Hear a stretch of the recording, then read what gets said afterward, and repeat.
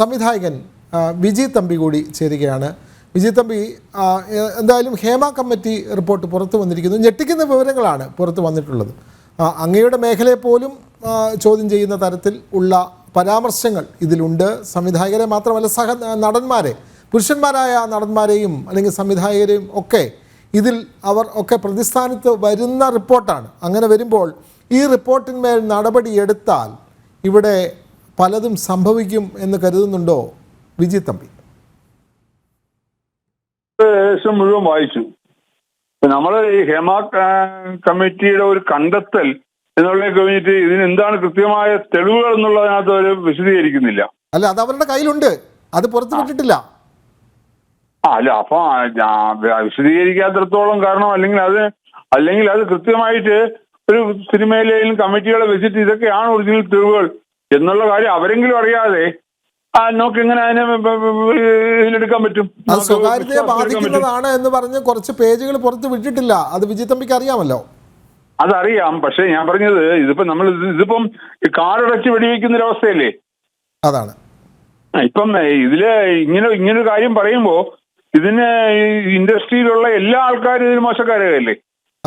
ഒരാളോ രണ്ടുപേരോ ചെയ്ത തെറ്റിന് ഒരുപാട് പേർക്ക്, അതായത് സാധാരണ ജനത്തിന്, അതായത് സാമാന്യ ജനത്തിനിടയിൽ ഇൻഡസ്ട്രിയെ കുറിച്ച് അവർക്ക് അധികം അറിയില്ല. അവർ സിനിമ കാണുന്നു എന്നുള്ള കഴിഞ്ഞിട്ട് സിനിമയ്ക്കകത്ത് എന്താ നടക്കുന്നതെന്ന് പലർക്കും അറിയില്ല.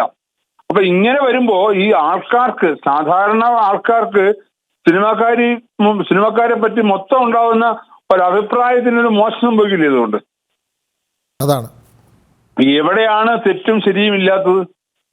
ഞാൻ ചോദിക്കട്ടെ, ഇപ്പം നമ്മളിപ്പോ പല ഫീൽഡുകളിലും സ്ത്രീകളും പുരുഷന്മാരും ഒന്നിച്ച് വർക്ക് ചെയ്യുന്ന പല ഫീൽഡുകളിലും, എന്നിട്ട് കോളേജുകളിലും മറ്റു സ്ഥലത്തും പോലും നമ്മൾ കാണുന്നില്ലേ പല രീതിയിലും ഉള്ള ഇത്തരം ചൂഷണങ്ങളും ബന്ധങ്ങളും പീഡനങ്ങളും ഒക്കെ.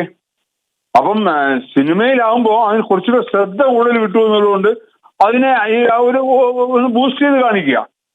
അപ്പൊ ഞാൻ പറഞ്ഞത് ഇതിപ്പം നമ്മൾ പണ്ട് ആൾക്കാർ പറയില്ലേ, മലന്ന് കിടന്ന് തുപ്പുക എന്ന് പറയുന്നൊരു അവസ്ഥയാണ്. സിനിമയിലുള്ള ആൾക്കാർ തന്നെയാണ് സിനിമാക്കാർക്കെതിരെ പറഞ്ഞിരിക്കുന്നത്. ഇത് സിനിമയ്ക്കുള്ളിൽ നിന്ന് തന്നെ പറഞ്ഞ് സംസാരിച്ച് തീർക്കാന്നുള്ള കാര്യങ്ങളാണ്. ഇതിപ്പം സാധാരണക്കാർ ജനങ്ങളിലേക്ക് കൂടെ എത്തിക്കുമ്പോൾ എല്ലാവരും അതിനകത്ത് മോശക്കാരായി മാറുകയാണ്. ഇപ്പം